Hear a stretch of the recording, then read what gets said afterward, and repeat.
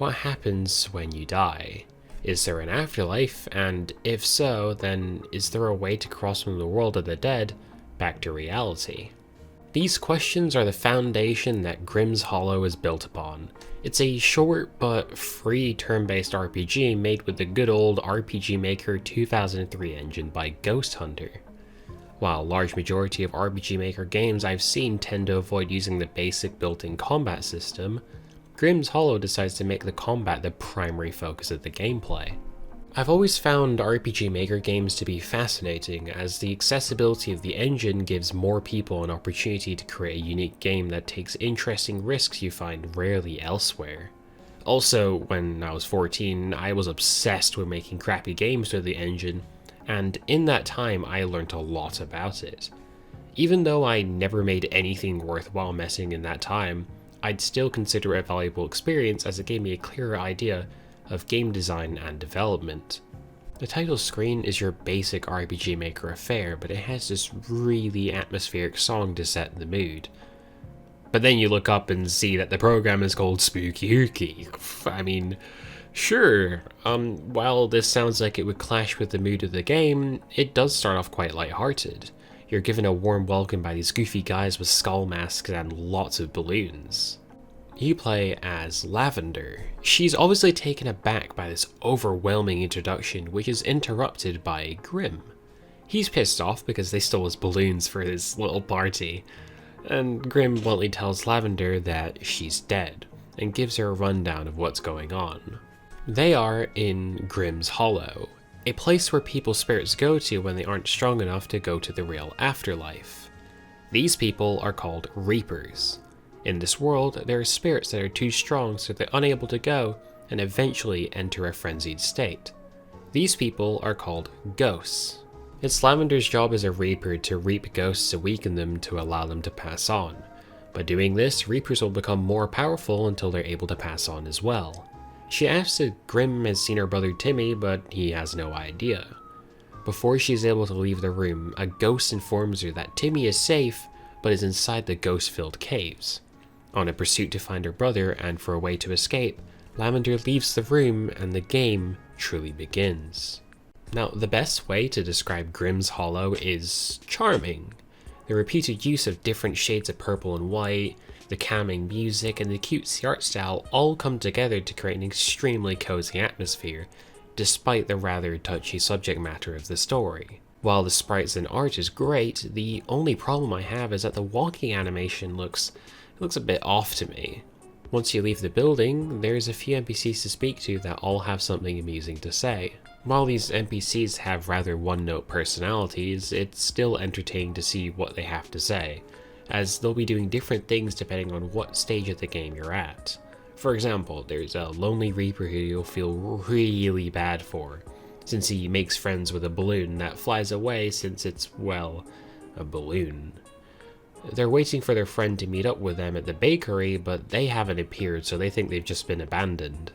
Later on, you'll find out that their friend was just late and that the Reaper was just overthinking it, which is kind of heartwarming. The bakery itself is the main shop of the game to buy healing treats or mork. Now, if you're wondering what mork is, it's milk spelt wrong. That's it. That's amazing. That is so funny to me, and it's great. The currency used in the shop is SE, or Spirit Energy. You get SE by defeating ghosts in the caves. Fighting ghosts is very simple, but still kind of interesting. It makes use of the ATB system similar to earlier Final Fantasies. Once the bar is full, you'll have 4 options. Flee allows you to escape from battles, Pocket allows you to use items in battles, and Swing is your basic attack. To deal more damage, you'll need to press down at the right time so the scythe lands in the middle. There's a delay between pressing down and it actually stopping, which I found to be really annoying at first, but I eventually got used to it, but it's still strange. But doing this perfectly will give you more SP than normal, which can be spent in the special menu. These are powerful moves that can do things from buffing, debuffing, or just straight up dealing a ton of damage. While you'll only start off with one special move, more can be unlocked in the Lavender Spirit menu out of the battles. Whilst I'm here, This menu looks really nice for RPG Maker. I just needed to put that out there. This is also where you'll go to increase your basic stats. To unlock and upgrade stuff, you'll need to spend SE. This makes spare energy both a currency for healing and your XP, as there's no level ups in this game. I like this system way more than generic level ups, as it means I have meaningful decisions to make after each battle. Do I upgrade my offensive stats to deal with enemies faster? Do I save up for a useful special move so I have more options in combat? Maybe I should upgrade my defense piercing move to deal with those shield enemies, or maybe I'll just play it safe and use it to buy healing items to stay healthy. These are great decisions to have because you'll constantly be thinking about where you should spend your resources. One advantage about how short the length of the game is that upgrades feel massive, and you'll instantly notice the impact it has made to the gameplay. Maybe even a bit too massive. Grimm's Hollow isn't a particularly difficult game. Besides maybe the final boss, you shouldn't have too much trouble beating the game. Even if you do, there is a casual mode, which is perfect if you just want to experience the story. There are 3 caves to explore, which are all basically the dungeons of Grimm's Hollow. Visually, these are pretty neat, as they all have their distinct color scheme that makes them stand out from each other, but besides that, they're all pretty similar. Some areas are missing visual indicators of where the next area is, mostly when it's like an entrance to the left or the right.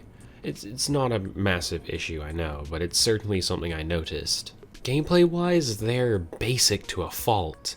The only remotely interesting design was the moments where you had to keep jumping over water to get across. They're like a mini puzzle and were very simple, but helped keep me engaged in the earlier levels. Enemies are present in the overworld so they can be avoided, which is the best way to do encounters in an RPG. One thing I really like though is how they teach you about secret doors. They use a ghost that runs away through one of these doors so you'll investigate, and I think that's kind of smart. So, how's the story in general? I really enjoyed it. I'm not going to spoil it in this video though. Once you manage to find Timmy in the first cave, the interactions between them is entertaining, and I found the 2 characters to be really interesting. Even the more casual interactions, such as Timmy asking Lavender what her favorite ice cream flavor is still interesting to read. Like, there's a point in the game where you can keep speaking to Timmy and different conversations happened, and like, the first thing I did was read every single one before continuing.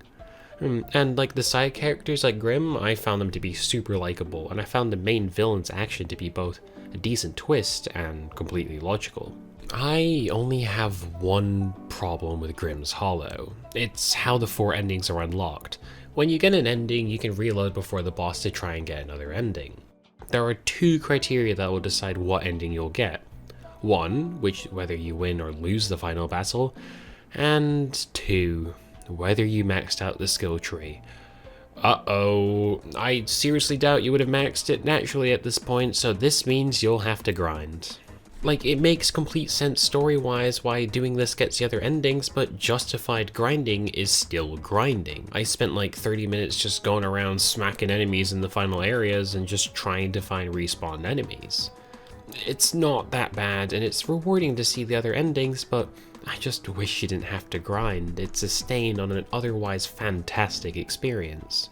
Grimm's Hollow is a simple but fun RPG that should only take you an hour or 2 to fully complete, and it successfully tells a good, heartfelt story. It has good progression, appealing visuals, nice music, and the characters are just overflowing with charm. Since it's 100% free, the length of the game isn't a problem at all, and I was really engaged for almost the whole time. According to Ghost Hunter's Tumblr, they're only a high school student, I think, and this is their first game. That's really impressive. If they can make something this good in their first attempt, then I bet they can make something truly great next time. If you have nothing planned in the next hour, I'd highly recommend giving the game a shot on Steam right now.